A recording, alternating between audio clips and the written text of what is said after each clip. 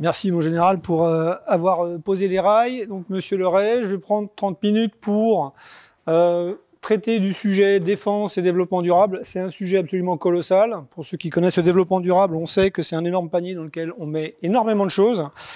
Du coup, je vais être obligé de faire des coupes franches régulièrement. Donc peut-être des sujets pour lesquels vous êtes déplacés seront éludés, mais il nous faut avancer parce que moi, ce que j'aimerais vous présenter à la fin, c'est les actions factuelles, les choses réalisées dans le département qui est le vôtre, donc dans le Morbihan.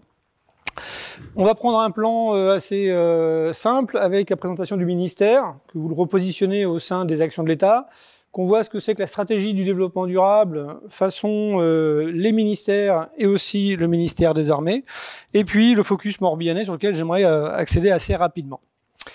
À l'issue, on pourra faire un temps d'échange. Si vous avez des questions, vous les notez au fil de l'eau et puis on pourra les traiter. Alors, j'ai pas une compétence sur tout le code de l'environnement, c'est beaucoup trop pour mon cerveau. J'ai une équipe qui m'accompagne pour des thématiques spécifiques et si on n'a pas réponse aux questions, on pourra avec le temps y répondre. Quoi qu'il en soit, le ministère des Armées, sa mission principale, vous la connaissez sûrement, c'est assurer la protection du territoire, de la population et des intérêts français. Mais pas que. Au-delà de ça, c'est aussi un ministère qui contribue à l'action d'État, qui va donc pouvoir appuyer les autres ministères, que ce soit l'intérieur pour des questions de sécurité, et dans le sujet qui nous intéresse aujourd'hui, ça va pouvoir aussi appuyer la politique du ministère de la Transition écologique. Les présentations ont quelques morceaux de texte, je ne m'arrête pas dessus, histoire de rendre un peu dynamique le débat. Moi, je suis civil au sein des armées. Les armées, c'est quand même 3/4 de la population, c'est des militaires, des gens qui sont engagés sur différents théâtres. Et les civils, un peu comme moi, sont là sur des actions de support, voire d'appui sur leur métier. L'organisation du ministère, elle est ici assez synthétique. 3 grandes directions, le SGA, qui fait la politique du ministère. Madame Perret de la DPMA, elle est dans cette direction qui sert à décliner ce que on attendra des actions dans ces stratégies. La DGA, qui est donc la Direction Générale de l'Armement, c'est le groupe qui va construire les programmes d'armement, qui va beaucoup travailler sur la thématique des achats durables notamment. Ce sera plus dans leur partie. Et moi, la direction de laquelle je réponds, donc l'EMA, qui va avoir des armées, directions et services en dessous. Sachant que moi, je travaille pour l'EMA, mais je fais du conseil spécifique aussi pour l'armée de terre. Donc dans mon argumentaire, je pourrais être très technique sur la partie armée de terre, et j'aurai la politesse d'avoir un peu de retenue sur des actions que mes collègues des autres armées génèrent aussi au quotidien. C'est un chantier en pleine rénovation, hein. On a pas mal déflaté. Aujourd'hui, on recharge les rangs. Ça va dire qu'on va densifier aussi notre activité. Donc, il faut dès maintenant, avec cette organisation du ministère, comprendre que la conduite, elle est toujours un peu mouvementée. Voilà pour les mots introductifs concernant le ministère. La stratégie du développement durable, c'est pas nouveau, c'est quelque chose qui est déjà intégré dans les actions quotidiennes du ministère des Armées. On a eu beaucoup de plans d'action qui ont pris différents noms, et tout ça s'est intégré avec les textes internationaux, notamment ce qu'on appelle l'agenda 2030, où les pays des Nations Unies ont ratifié les objectifs 17 qui doivent être conduits pour améliorer la condition de vie de l'homme, qu'on parle des sujets liés au climat, à la ressource en eau, à la biodiversité, mais aussi aux sujets liés à la qualité de vie au quotidien d'un point de vue social ou d'un point de vue économique. Donc, vous savez, le développement durable, tout ce qu'il englobe, c'est assez difficile de pouvoir le conduire. 17 objectifs pour cadrer tout ça. On prend ça, on le décline au sein d'un document cadre qui a été établi sur la période 2016-2020 au sein du ministère des Armées. Donc c'est la stratégie développement durable qui a été mise en œuvre. On va retrouver nos grandes thématiques, à savoir dans le développement durable la partie environnement. On va traiter plutôt la préservation des milieux, plutôt tout ce qui va être la gestion des déchets, la gestion de la ressource en eau. On va avoir une autre thématique sur laquelle moi je vais faire une première coupe franche pour la laisser de côté. Ce sera tout ce qui est performance énergétique, tout ce qui est la performance de nos équipements, que ce soit infrastructure bâtimentaire, mais aussi tout ce qui va être véhicule ou autre outil du quotidien, et puis tout ce qui est achat responsable. Donc ça, c'est un pan qui était décrit dans cette stratégie. Le troisième concerne tout ce qui va être relatif à l'action sociale. Comment avoir un quotidien égalitaire, comment avoir une cohésion sociale. Et tout ça, ces grands thèmes ne sont rien si on n'a pas une gouvernance assez ferme, si on n'a pas le qui fait quoi, pour un peu moduler toutes ces actions. Le document cadre, donc 2020, il se termine, et c'est aussi parce qu'on va le redécliner sur la prochaine période, en s'appuyant cette fois sur les actions, la fiche d'action qui a été validée en 2019, donc toujours les 17 objectifs, cette fois des cibles très claires avec des indicateurs qui vont permettre d'être conduits.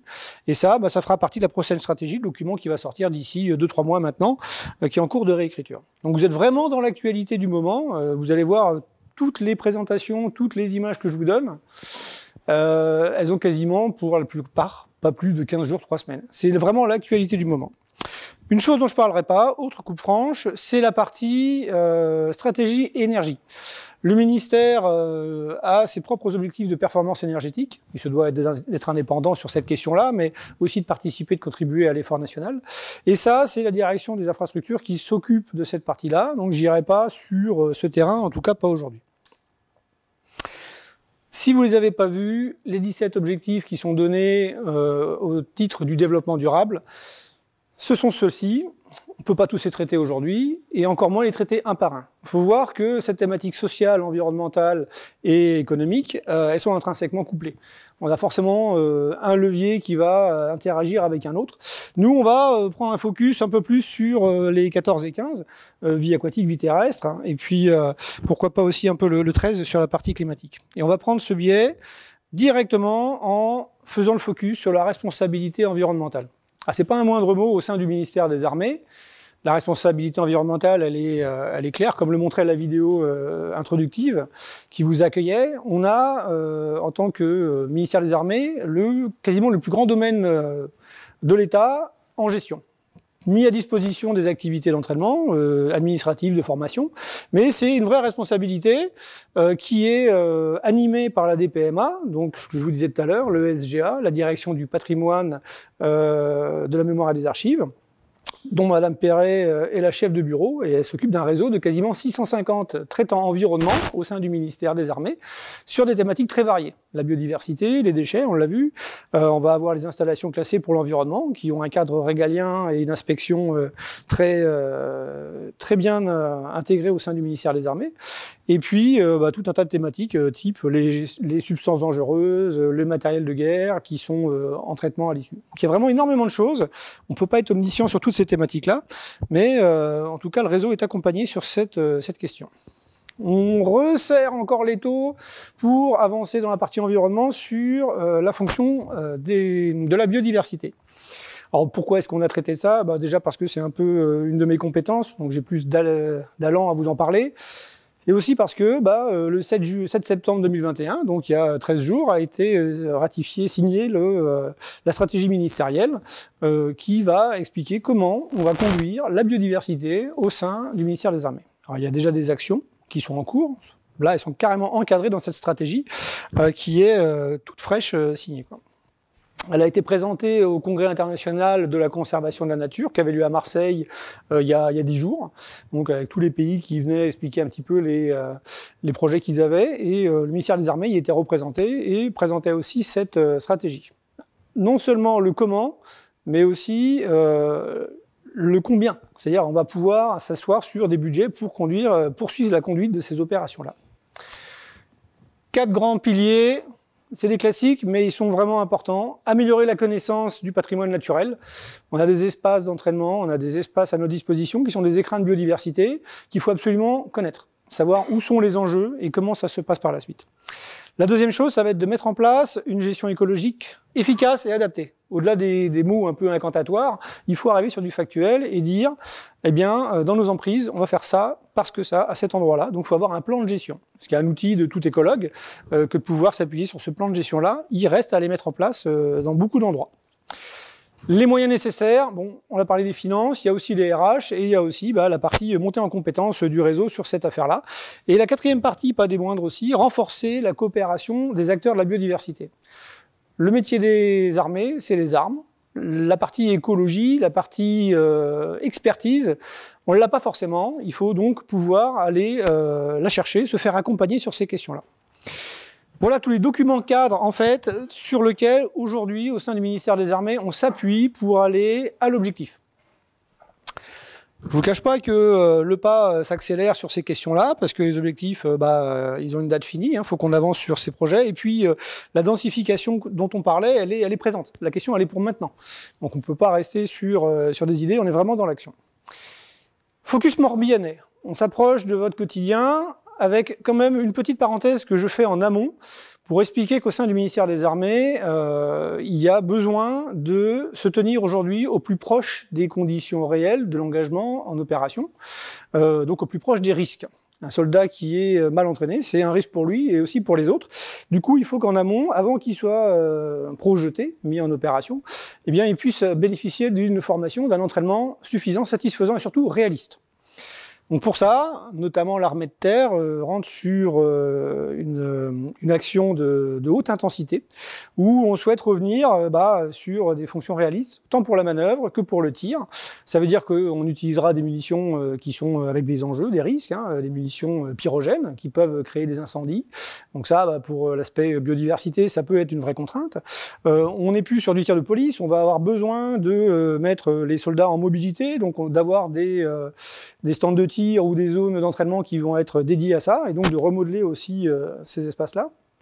Et puis, sur ce qui va concerner les espaces d'entraînement, on va repenser en fait la mosaïque naturelle qui existe actuellement, il faut la repenser en termes de mosaïque, de complexe d'entraînement, de nouvelles activités, donc moins d'espace, plus de personnes, plus de matériel, on va avoir une densification des activités, et ça s'organise, puisqu'il y a quand même des espaces, et il faut le faire en toute conscience. C'est un peu ça qu'il faut aussi bien comprendre. Mais le leitmotiv, c'est qu'on a besoin, de toute façon, d'entraîner les forces, de les aguerrir, et pour ça, on va avoir des aménagements nécessaires. Les actions, on va passer différentes mesures qui étaient présentées dans la stratégie biodiversité, et c'est que des mesures qui sont en cours dans le département du Morbihan. La première mesure, c'était mieux connaître la biodiversité et sur nos emprises militaires. Donc des écrins de biodiversité qui sont souvent préservés parce que il n'y a pas eu d'agriculture, il n'y a pas eu d'urbanisation, mais au-delà de ça, ils sont aussi positionnés sur des têtes de bassin, là où on peut encore préserver la qualité de l'eau. Ils sont souvent positionnés en tant que réservoir de biodiversité parce que ils ont un pool génétique encore très fort, ou dans des corridors pour que les populations animales ou végétales, puissent communiquer, se reproduire. Donc ça, c'est vraiment en fait des zones stratégiques en elles-mêmes, quoi, pour la biodiversité. Un petit inventaire qu'on a fait dernièrement sur le camp de Couët-Quidan, tout simplement, on trouve 10 amphibiens, 27 odonates, donc tout ce qui est un peu de la famille type libellule, qui sont, alors, on va dire, dans le Morbihan peu communes, mais qui ont un statut national quasiment menacé. Alors, c'était pas non plus des listes protégées, mais c'est quand même des espèces en jeu. Ça, typiquement, c'est des capteurs, des pièges photos qu'on a mis sur un camp avec l'objectif de valider que la loutre européenne était bien revenue sur les camps. Bon, c'est validé. On a même eu un couple qui, à mon avis, a eu sa descendance depuis. Voilà, donc mieux connaître l'environnement, c'est un enjeu. C'est un enjeu, par contre, c'est pas parce qu'on a de la biodiversité que nos camps sont des zones de tourisme écologique. Les personnes qui viennent, on le verra par la suite, sont des experts qui ont été ciblés et qui sont identifiés. Donc on ne peut pas aller sur un camp faire sa propre pêche aux papillons ou aux champignons. Ça n'est pas possible. La partie mettre en œuvre une gestion écologique adaptée aux activités militaires. On a pris un exemple tout à l'heure où on disait, bon, la partie artifice va avoir un pouvoir pyrogène. Je tire à la munition traçante ou à des obus ou je fais du tir explosif. Je vais avoir besoin de préparer mon terrain. Partie gauche que vous avez vue, c'est ce qu'on appelle de l'écobuage. On prépare le terrain en brûlant de manière dirigée une surface qui ne pourra plus prendre feu lors des exercices. La partie de droite, c'est un exemple typique de ce qui peut se produire. On a des terrains à l'S6 en Bretagne, toujours 56, où c'est tellement sec que ça peut prendre feu. Mais l'organisation du ministère des Armées a prépositionné les pompiers des forces terrestres pour accompagner les opérations. Ça veut dire que quand il y a un départ de feu, et il y en a, il est jugulé dans les meilleurs délais. C'est de l'organisation. Notre organisation, c'est aussi de se dire on va garder des milieux ouverts pour qu'on ait des pare-feux, on va avoir des méthodes de fauche en fonction des périodes de nidification. On a vraiment tout un tas de consignes en fait, qui peuvent être déroulées. Les enjeux constructifs, on l'a dit, il faut parfois maintenant construire une zone urbaine pour faire un entraînement à la guérilla. Il faut parfois avoir des zones de manœuvre où on va faire rouler des véhicules de différents gabarits. On va avoir des bivouacs qui vont devoir un petit peu aguerrir les militaires. Ben, ça c'est pareil, ça se construit avec du génie. Et par exemple, ici, sur ce pont, on faisait passer des véhicules plus conséquents. Le pont étant sur un cours d'eau protégé, on ne pouvait pas, vis-à-vis de la loi sur l'eau, faire les actions comme on voulait. Hein. Il a fallu faire les études en amont pour voir si on n'avait pas une incidence sur ce milieu-là. Et le génie militaire a reconstruit un pont Belay avec des techniques qui lui sont propres. Et ça a été en fait assez gagnant puisqu'on n'a pas eu d'incidence sur le milieu. C'est un autre exemple. Il y en a plein, hein. Vous verrez, je vous donnerai après des sites où il y a vraiment un nombre d'actions assez conséquentes à étudier. La partie gestion durable des espaces d'entraînement. Les armées sont toutes en phase de déclinaison de ce projet de gestion. Il faut vraiment avoir un plan de gestion.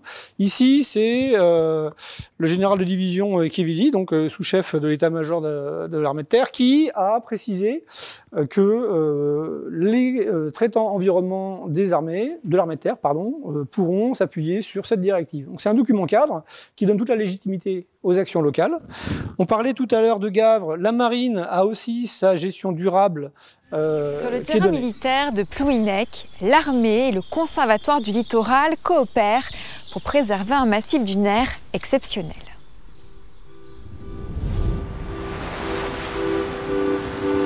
Ici, vous avez donc un champ de tir dédié donc à l'entraînement des forces de la Marine nationale. C'est une zone Natura 2000, donc on est sur un site préservé, donc avec des espèces emblématiques, donc une faune et une flore bien spécifiques. Le ministère des Armées a pour tâche donc des responsabilités en matière de protection de l'environnement. Avec notamment le débroussaillage des ronces et autres plantes envahissantes qui étouffent ce précieux écosystème. Les actions, c'est d'améliorer les connaissances de la biodiversité sur nos sites afin de mieux la gérer, de mieux la préserver.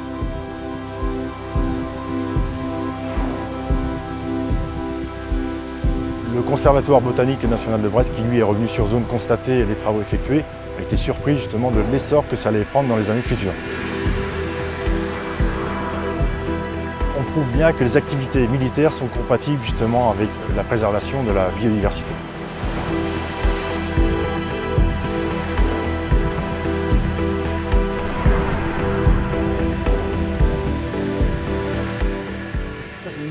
Qui a pu être prise lors du Tour de France de la biodiversité, qui suivait le Tour de France cycliste. Il y a d'autres vidéos qui concernent les espaces d'entraînement militaire, en France cette fois, pas forcément dans le Morbihan. Mais la marine s'appuie sur un programme Natura 2000 dont on parlera après pour conduire les actions de façon durable sur cet espace-là. Une autre direction, cette fois, qui va être concernée dans la gestion des espaces verts en faveur de la biodiversité. Le service du commissariat des armées, donc qui est en charge du suivi des espaces verts, a mis en place une étude il y a 2-3 ans qui consistait à dire, ok, on va gérer nos sites en fonction de leurs besoins de représentation, de sécurité, selon le type de fonctionnalité que chaque morceau de l'emprise peut avoir. Et là-dessus, on va y mettre de la gestion différenciée. Les zones qui ont besoin d'être propres pour cause de représentation vont être maintenues rases. Les zones pour lesquelles on est sur une zone d'activité type industrielle vont être entretenues de façon plus souple. Alors, il y a un facteur économique où effectivement on n'a pas de prestations à payer, mais il y a surtout un facteur écologique où on va permettre à la faune et la flore de beaucoup mieux se développer sur ces endroits-là. Donc ça, ici, sur le camp de Côte-Quidon, et je pense que la BAN aussi de Landbiway doit avoir de la gestion différenciée. Je suis moins sûr pour eux, donc j'en parlerai pas plus. Mesure 11, renforcer les RH et la formation au sein de la filière environnement. Alors pour ce qui concerne la partie bretonne et notamment le Morbihan, on a mis en place des formations qui vont permettre aux traitants environnement de se spécialiser sur la gestion d'un espace d'entraînement, d'un espace naturel, tout simplement. C'est un métier à part entière. Et là-dessus, on fait intervenir des partenaires, de type ici le Conservatoire des espaces naturels, qui est venu pour présenter ce qu'était un petit peu le cadre réglementaire. On a la région Bretagne qui, avec l'ARS, a mandaté une société, enfin une association Fredon, auprès de qui on a pu recevoir des formations sur les espèces invasives. Alors vous allez me dire quel intérêt. Dans le Finistère, il n'y en a pas beaucoup. Mais typiquement, si on va face à ces espèces invasives, on peut être exposé soit à un fort pouvoir allergène, soit à carrément des plantes très urticantes. Et si on vient à se brûler avec, on peut avoir des cicatrices au 3e degré. Donc il faut apprendre à les reconnaître, et dans la gestion des camps, et aussi dans l'utilisation de ce camp. Donc ces formations-là, on les fait de façon régulière pour pouvoir monter en compétences de façon durable. Pierre angulaire, à mon sens, de cette stratégie du développement durable, il y a tellement d'intervenants, tellement d'enjeux qu'il faut absolument pouvoir se reposer sur des outils d'aide à la décision qui soient bons, qui soient pertinents, qui soient simples. Et c'est ce qu'on développe avec mon équipe actuellement, un module qui permet de mettre en phase des enjeux liés aux opérations. Alors, ça peut être des enjeux liés au tir, aux risques pyrotechniques, aux incendies, les enjeux liés à la biodiversité, faune, flore, mais aussi le patrimoine lié à la forêt et à l'eau. Tout ça, on met ça en phase et on essaye d'intégrer toutes ces activités dans un territoire. Donc, par exemple, dans le département du Morbihan, on va avoir aussi conscience de ce qui est l'environnement du camp. Ne pas avoir qu'un focus vers le camp, mais de tout ce qui est ses connectivités, soit avec le monde agricole, soit avec la collectivité territoriale qui a des ambitions de développement ou des projets, quoi. Donc voilà, ça c'est vraiment un outil de la décision qui doit maintenant accélérer encore au sein de nos travaux. La mesure 15, communiquer. Alors, vous avez bien senti qu'en ce moment, le sujet de la communication est très prégnant, de par toutes les informations qui circulent. Exemple simple, ça c'est sorti le 10 septembre dans Les Échos, comme quoi la Défense avait un budget alloué à la biodiversité qui augmentait. Ici, côté pays de guerre, une information qui date de 15 jours aussi, donc de la communication locale pour la partie du camp de Côte-Quilan. Sur site, on a des troupes qui sont souvent de passage, qui n'ont pas peut-être suffisamment connaissance ou conscience de l'espace sur lequel elles sont en manœuvre. Du coup, il y a des affichages ponctuels sur des zones qu'il faut préserver, parce qu'il y a des vrais enjeux. Et aussi, pour communiquer sur le web, l'armée de terre a créé un site qui s'appelle EcoOps, dont je vous donnerai l'adresse à l'issue, et qui permet de diffuser toutes les actions factuelles qui sont générées sur les camps de l'armée de terre. Chaque mois, il y a un article qui sort, vous pouvez vous abonner et puis vous aurez une information mensuelle à ce sujet. Mesure 16, renforcer la collaboration entre Minarmes et les acteurs de la biodiversité. C'est ce que j'expliquais tout à l'heure. La compétence des armées n'est pas forcément celle des écologues. Il faut absolument qu'on puisse s'appuyer sur des savoirs et des savoir-faire qui sont pas forcément identifiés dans nos rangs. On a besoin de professionnels de la gestion des espaces naturels pour pouvoir accompagner les choses. Alors, il y a un discours qui est très très bien mis en place avec toutes ces institutions, associations qui sont présentées là. Souvent, ça se passe par une convention. Le ministère des Armées met une convention entre le receveur et ici l'association.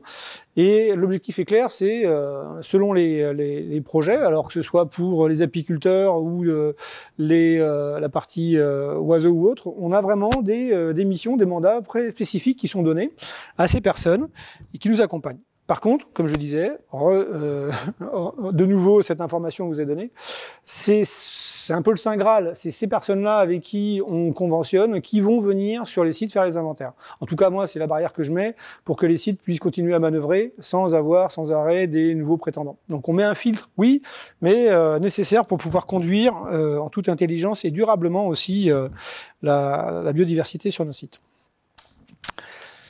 Voilà. J'ai fait le tour succinctement et rapidement des actions qui concernent le 56, le Morbihan. Beaucoup d'actions dans cette stratégie n'ont pas été traitées. Rassurez-vous, elles le sont au sein d'un cadre national. On a notamment le Life Nature Army. Alors les Life, c'est des opérations, des crédits européens qui sont mis à disposition de la gestion ou d'espaces sensibles pour leur habitat ou pour leur faune. Et ici, c'est un Life Nature Army qui est un peu spécifique puisque c'est ce qu'on appelle un Life Gouvernance, dont l'objectif, ça va être de trouver la meilleure façon de travailler dans le domaine de l'environnement pour le ministère. Donc accompagner des conservatoires des espaces naturels, d'études là-dessus. Le Life Army, il va avoir vocation à donner un petit peu le squelette de ce que demain la gestion de la biodiversité sera au sein du ministère. Mais qui fait quoi est très important. Je termine pour aller plus loin avec les deux sites dont je vous ai parlé. Donc le EcoOps qui est juste en bas, le Life Terrain Militaire où vous avez les lives qui ont été réalisés sur les terrains militaires et qui sont aussi en cours de réalisation au sein de la métropole. Et puis pour ceux qui veulent aller vers du papier, alors c'est pas un livre avec énormément de pages, c'est une bande dessinée qui a été créée lors du premier live, qui explique un petit peu le comportement des militaires, l'approche des militaires et des écologues sur un même site. Donc une petite BD qui est super intéressante à voir pour se familiariser, pour démystifier en fait cette gestion des espaces naturels au sein des armées. J'en ai fini pour mon grand galop. Sur une demi-heure, c'est très difficile de traiter une question aussi vaste. Par contre, on a préservé un peu de temps pour répondre à vos questions.